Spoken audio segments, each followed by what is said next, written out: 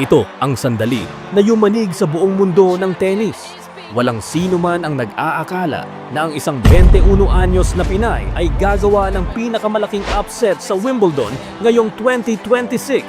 Sa mismong sagradong damuhan ng center court, itinumba ng ating pambato na si Alex Ayala ang defending champion at world number 3 na si Iga Swiatek ng Poland. Kahit ang mga Hollywood stars na sina Andrew Garfield at Tom Hiddleston ay napatayo sa kanilang mga upuan sa tindi ng nasaksihan. Ngayong araw, hihimayin natin ang bawat segundo kung paano naging giant slayer ang isang batang Filipina at kung paano niya isinulat ang pinakamalaking kasaysayan sa Philippine sports. Pero bago tayo magsimula, kung gusto mo pang makakita ng mga kwentong gaya nito, don't forget to like and subscribe bilang pagsuporta sa aking munting channel. Maraming salamat po. Para maunawaan natin kung gaano kabigat ang ginawa ni Alex, kilalanin muna natin ang kaniyang kinalaban. Si Iga Swiatek ay hindi basta-basta na manlalaro. Siya ang reigning Wimbledon champion, may 6 na Grand Slam titles, at itinuturing na isa sa pinakamatinding pader sa kasaysayan ng modern tennis. Sa papel, dehado si Alex. Siya ay pumasok bilang rank number 32 sa WTA rankings. Ngunit ang hindi alam ng mundo, may kakaibang anting-anting ang mga Pinoy pagdating sa tapatang David versus Goliath. Bago pa man ang laban na ito, alam na ni Swiatek na delikado si Alex. Sa katunayan, tinawag niya ang estilo ni Alex na tricky o mapanlin lang, lalo na sa mabilis na damuhan ng Wimbledon. At pag-apak pa lang nila sa court noong Sabado, naramdaman agad ng world champion na hindi ito magiging madaling gabi. Sa unang set pa lang, tumagal na agad ng 84 na minuto, 1 oras, at 24 na minutong bakbakan na puno ng tensyon at tindi ng emosyon. She got time from a setup.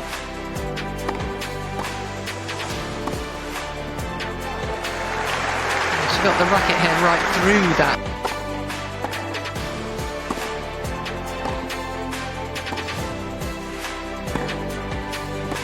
Oh yes.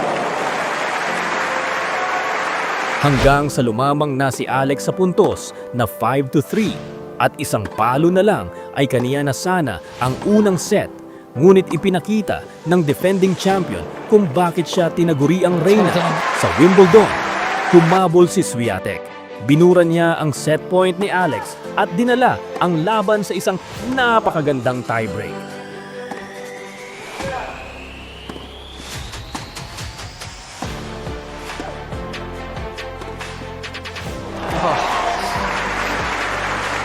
Dito na sinubukan ang mentalidad ng ating pambato. Sa tiebreak, maagang nakaabante si Swiatek sa score na 2-0 at nagkaroon ng pagkakataon para tapusin ang set pabor sa kanya. Isang maling galaw lang ni Alex, talo siya sa unang set. Ngunit sa halip na kabahan, doon lumabas ang tapang ng dugong Pilipino. Sinalba ni Alex ang mga natitirang rally at ginamit niya ang kaniyang flat at mapanirang left-handed strokes para pasukuin ang forehand ni Swiatek. At sa score na 11-9 sa tiebreak, nakuha ni Alex Ayala ang unang set at ang mga crowd sa London ay tuluyang nabaliw. Pagpasok ng second set, marami ang umasa na re-resback ang world number 3. Pero ang nangyari, isang malaking shocking dahil hindi hinayaan ni Alex na makahinga ang kaniyang kalaban. Pinasabugan niya agad ito ng sunod-sunod na aggressive returns at malalalim na passing shots. Sa unang laro pa lang, na-break na agad ni Alex ang serve ni Swiatek nang walang kahirap-hirap. Bago pa man natauhan ang mga analyst, lamang na si Alex sa napakalaking 3-0 lead at nasira ang rhythm ng kampeon. Ang kaniyang forehand na karaniwang pumapatay ng kalaban, ngayon ay nagka-error ng sunod-sunod. Tingnan ninyo ang estatistika na ito. Gumawa si Swiatek ng 44 na unforced errors kumpara sa 21 lang ni Alex. Ibig sabihin, pinilit ni Alex na magkamali ang reyna sa pamamagitan ng kaniyang kakaibang laro at bagong taktika na hindi nakita ng kaniyang kalaban noon.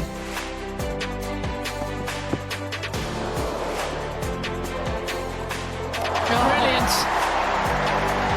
Dumating ang ikawalong game ng second set sa score na 5-2. Ito na ang pinakamahabang laro ng gabi.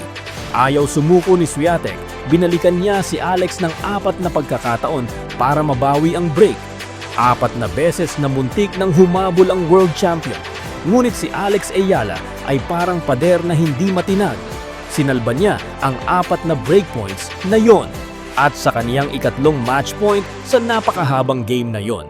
Pinakawalan ni Alex ang isang nakakasilaw na cross-court forehand na siyang tuluyang tumapos sa laban. Champion is beaten. 2 sets to love, 7-6.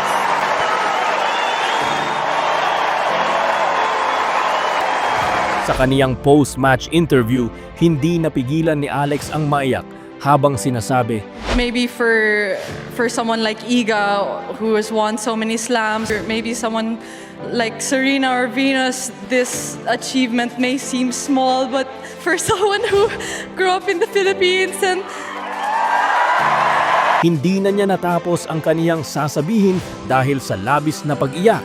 Isang tagpo na nagpapatunay na ang pangarap ng isang batang Pilipino ay kayang abutin kahit sa pinakamataas na entablado ng buong mundo. Dahil sa panalong ito, si Alex Ayala ang kauna-unahang manlalarong Pilipino sa buong kasaysayan ng Open era. Ang nakatapak sa second week o round of 16 ng isang Grand Slam singles tournament. Maging ang alamat na si Billie Jean King ay nag-post sa kaniyang social media para sabihing si Alex ay isang inspirasyon sa lahat ng kabataan sa Pilipinas at sa buong mundo. Ngunit hindi pa tapos ang laban. Sa susunod na round, makakaharap ni Alex ang dating world number 4 na ngayon ay world number 15 na si Jasmine Paolini ng Italy. At sa first set pa lang, maagang dumanas ng pressure si Alex nang pumarada si Paolini sa isang 4-2 na kalamangan.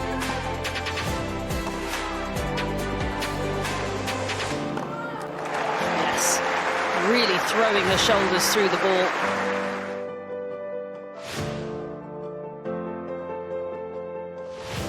Sinubukan pang humabol ni Alex para idikit ang score sa 5-4. And she misses that. Forcing her way back into this first set, went down and Ngunit tuluyan ng kinuha ng Italian ang unang set.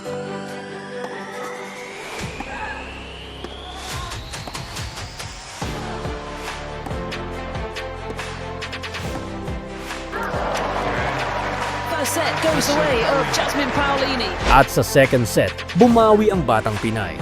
Kahit nalamangan siya ng 3-2, humataw si Alex ng 3 sunod-sunod na games para makuha ang 5-4 lead at tuluyang puwersahin ang isang deciding third set.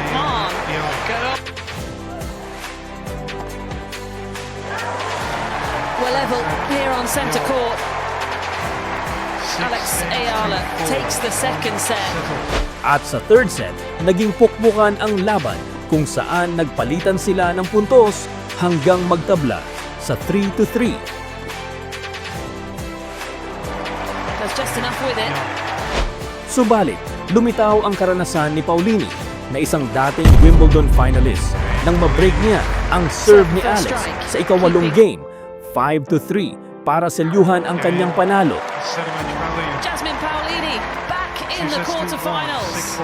Is back playing at such a high level, really testing 2026 once again. Ayon sa mga opisyal na estatistika, mas naging agresibo at mabilis ang mga serve ni Paolini na mas may bilis ng 16 kilometers per hour kumpara kay Alex. Nakapagtala rin ang Italyana ng mas maraming panalo, 38 kumpara sa 25 ni Alex, na naging susi sa kanyang pag-abante sa quarterfinals. Gayunpaman, taas noong lumisan si Alex sa torneo Bitbit ang makasaysayang tagumpay para sa Pilipinas.